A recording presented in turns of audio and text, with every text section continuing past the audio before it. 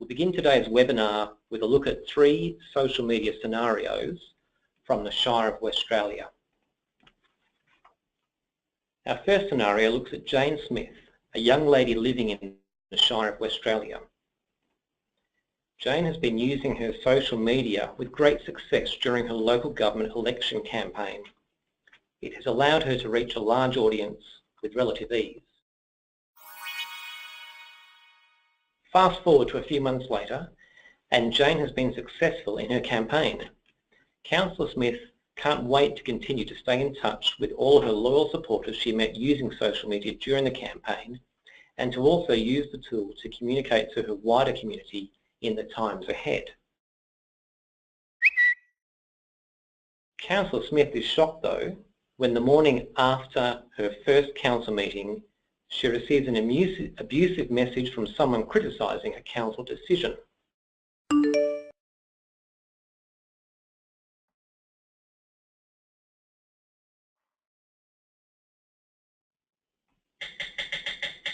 Councillor Smith knows how conscientiously the council considered this application. Quite angry, she picks up her mobile phone and starts to plan her response, intending to fight fire with fire. Our second scenario focuses on Councillor Jones.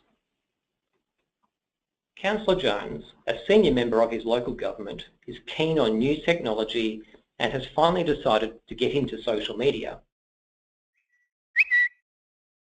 Councillor Jones especially wants to connect with the younger members of the community and sees social media as being the perfect platform for this interaction to take place.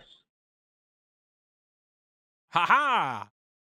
He therefore decides to use an alias and cartoon picture on his social media profile, as this will be eye-catching and appeal to a younger sense of humour.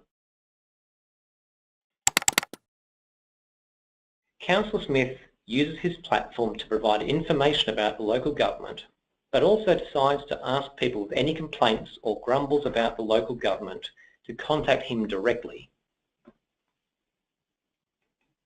And our last scenario focuses on the Shire of Westralia's social media presence. The Shire of Westralia has its own Facebook and Twitter accounts. The CEO moderates these platforms and is concerned when she notices a councillor responding directly to a request for information.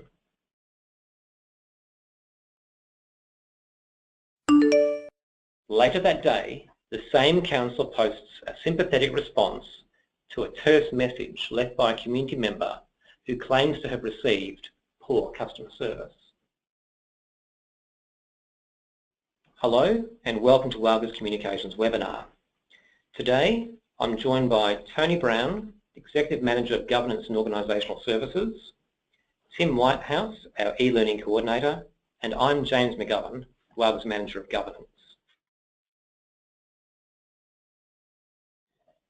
In our presentation today, we'll discuss the difference between speaking on behalf of the council and engaging with your community, understanding prohibitions and potential implications of adverse reflection, the concept of qualified privilege and your protection from liability, and benefits and pitfalls of using social media.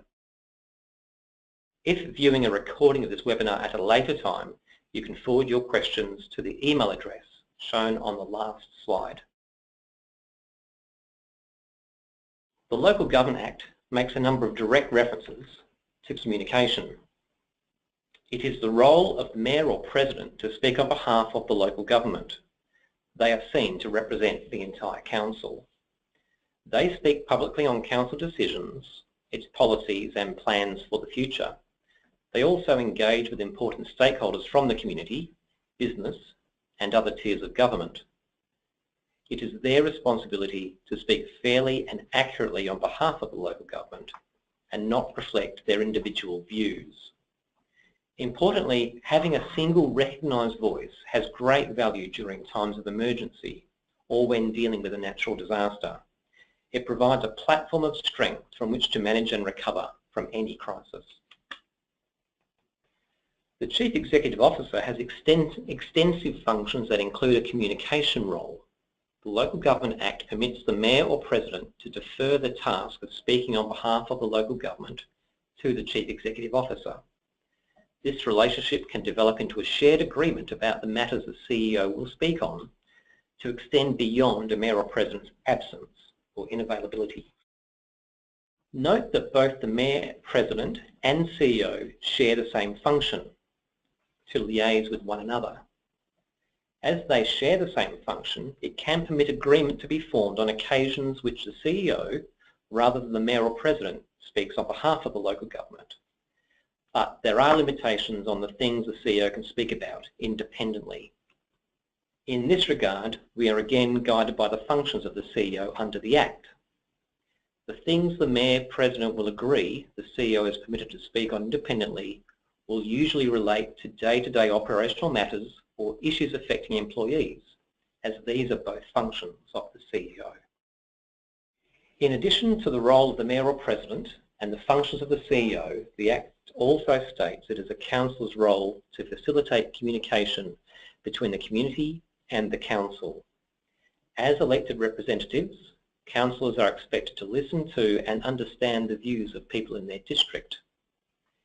Being accessible takes many forms, such as responding to calls and emails from ratepayers and residents, attending community functions and meetings, and actively listening to the things that are important to residents of the community. In doing these things, a councillor is fulfilling their role under the Local Government Act, facilitating communication between the community and the council. Whilst it is important that councillors are available to members of the community, it is equally important to understand how to go about communicating with people. In our next slide, we will see how the Local Government Act makes a number of formal distinctions relating to communications. The Local Government Act and Rules of Conduct regulations set out a number of circumstances under which a communication by a councillor may lead to a breach. Section 5.93 creates an offence where a council member, committee member or employee makes improper use of information they have acquired in their local government role. Regulation 6 of the Rules of Conduct regulations describes the circumstances under which a minor breach may occur if confidential information is disclosed by a council member. And Regulation 7 contains a provision for a minor breach if a council member makes improper use of their office to cause a detriment or disadvantage to another person. These provisions are just some examples of the risks an elected member may encounter if they communicate information inappropriately. Some elected members will ask if they have protections and privileges when speaking publicly. So let's discuss the difference between absolute and qualified privilege. Members of state and federal parliament have the defence of absolute privilege or parliamentary privilege available to them should they be the subject of a claim for damages based on alleged or actual defamatory statements made when speaking in Parliament. This is enshrined in law in Western Australia under the Parliamentary Privileges Act. No similar legislation exists in relation to local government. Unlike members of state and federal parliament, local government elected members do not enjoy privilege or immunity from defamation proceedings related to statements made in formal council meetings. Qualified privilege is a term used to explain that members of council have limited defences available to them should they be the subject of a claim for damages based on alleged or actual defamatory statements made when speaking before or on behalf of council. Ultimately, an elected member cannot claim absolute privilege by virtue of their election to office should a defamation action be brought against them. It is worth noting that if observing qualified privilege, elected members are protected from liability, especially when acting in good faith under Section 9.56 of the Local Government Act. There are also various statutory requirements relevant to elected member communications that you should also bear in mind. Many councils have developed policies or codes of conduct content that advise on the State Records Act, which requires that all correspondence, including email relating to the business of the council, must be retained in the official records. Section 2.8 and Section 5.41 of the Local Government Act, which we previously discussed, that only the Mayor may speak on behalf of the local government, or the CEO if the Mayor or President authorises them to do so. The Freedom of Information Act requires a preservation of correspondence and its availability for information purposes. Regulation 6 of the Local Government Rules of Conduct Regulations provides for elected members to maintain confidentiality. It is often stated that elected members cannot wear two hats where the business of the local government is concerned. You are an elected member at all times during your term of office. It is important for elected members to bear in mind when thinking about communicating and how and when and what they intend to say or write that they are always regarded as being an elected member during their term of office. Elected members sometimes inquire, do I have freedom of speech protection in the Australian Constitution? Can I freely comment on my local government's affairs? Do the laws of the land apply if I'm making a political statement? These are common questions from people elected to council based on a perception councils have open freedom of speech under the implied constitutional freedom of political communication. To answer this question, we need to understand what the implied freedom actually is. It wasn't until a case came before the High Court of Australia in 1992 that the issue of free speech in the Australian Constitution was even considered. From this case, the implied freedom of communication on political matters within the Constitution was first established. Further cases have refined this implied freedom, but it clearly does not apply absolutely. It does not confer rights on individuals or organisations to communicate about political matters. Instead, it operates as a limitation on legislative power. As an example, local governments may remember recently when a council law that attempted to prevent political signage on private property was considered to infringe this implied freedom. The council law was at fault because it selectively attempted to control signs that were of a political nature, whilst ignoring other signs of similar type about other matters, such as real estate. The restriction on political signage was made in the absence of other legitimate purposes compatible with responsible government and was therefore invalid. Legislation that curtails who speaks on behalf of the local government or prevents a council from criticising a council decision are not considered laws incompatible with the implied freedom of political communication, as they have a legitimate purpose that is compatible with representative and responsible government. As an elected member, you cannot rely on the implied freedom as a defence against a breach of a law that has a legitimate purpose compatible with representative government. So in summary, implied freedom is not a personal right. Implied freedom operates as a limit on legislative power. The implied freedom cannot be used as a personal defence, and the implied freedom does not protect all statements of a political nature. Finally, the implied freedom cannot be used as defence for a breach of law, for example, the Rules of Conduct Regulations. Here are some questions Wowga commonly receives regarding questions of communication. Can I speak directly to the local newspaper? It's only advisable to do so if your comments accord with council decisions and policies. Even then, you should be careful not to comment on a recent decision if the Mayor or President has yet to speak on behalf of the local government. I'm not the Shire President, but can I speak to the local newspaper about something not involving the local government?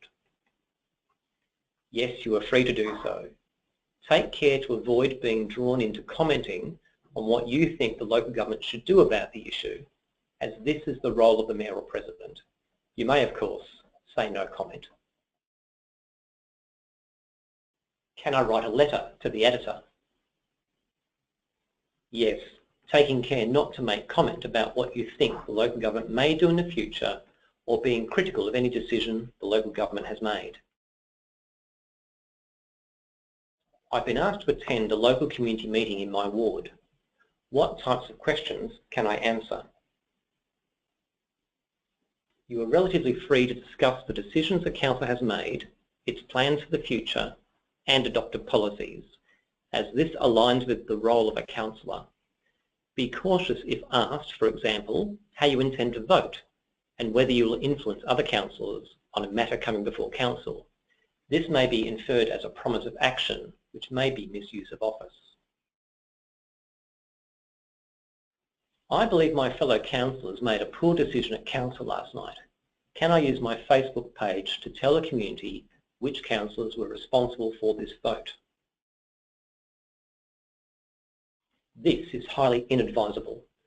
Even if the names of those voting for and against an item are recorded and therefore public knowledge, posting this comment may be seen as misusing your office to cast adverse reflection on fellow elected members and could result in a rules of conduct complaint.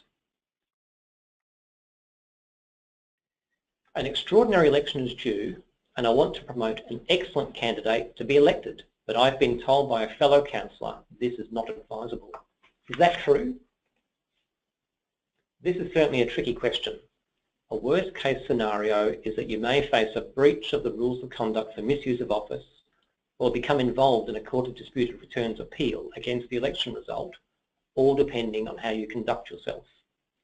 Sitting elected members are advised to leave the campaigning to others so that your impartiality, objectivity and lack of bias is unquestioned when the new councillor joins the decision-making team on council. We'll now return to our scenarios and wrap up tonight's presentations by looking at how each of the people involved dealt with their problems. Remember Councillor Smith? She's new to the Shire and received a mean-spirited message on her Twitter account. Councillor Smith has commenced her response, but then rightly decides to take a deep breath and not press reply to the message. She realises that as a public figure, getting used to criticism, even if it is unwarranted, is likely to become part of her role. Councillor Smith is also mindful that a social media argument may end up being published in the local newspaper, as sometimes happens, and the reputation of herself and the Shire of Westralia is likely to suffer. Councillor Smith also takes steps to learn how her social media settings work to control her incoming messages. Remember Councillor Jones? His intention of using new technology to communicate are admirable. Representing the interests of the community is part of a councillor's role, and communicating with people is important. However, Councillor Jones soon realises he has created at least two problems. By not clearly identifying himself, his profile may be regarded as a fake account and not one belonging to an elected member, and asking for complaints to be sent to him may conflict with the administration's function. He therefore rewrites his profile to ensure he is clearly identified by name and image, and deletes a reference to complaints. He also ensures that, if he happens to receive a complaint, to only act as a mailbox and send it directly to the administration for action. The CEO of the Shire of Westralia has identified a problem with the local government's new media page. As many local governments do, the CEO has ensured her local government adopted a social media policy to explain to elected members and staff how the sites are to be used. The CEO takes quick action to directly contact the councillor who is getting involved in some issues and intends to discuss the policy's requirements. In reply, the councillor suggests she has done nothing wrong. The CEO tactfully informs the councillor that continued use of the Shire's social media in contravention of the policy may be a breach of rules of conduct due to misuse of local government resources. The councillor is thankful for this advice, not realising that social media platforms are the property of the local government and are not free to be used any way a councillor thinks fit. Thank you for your attendance at tonight's presentation. We look forward to you joining us in the future for other presentations and wish you a good evening.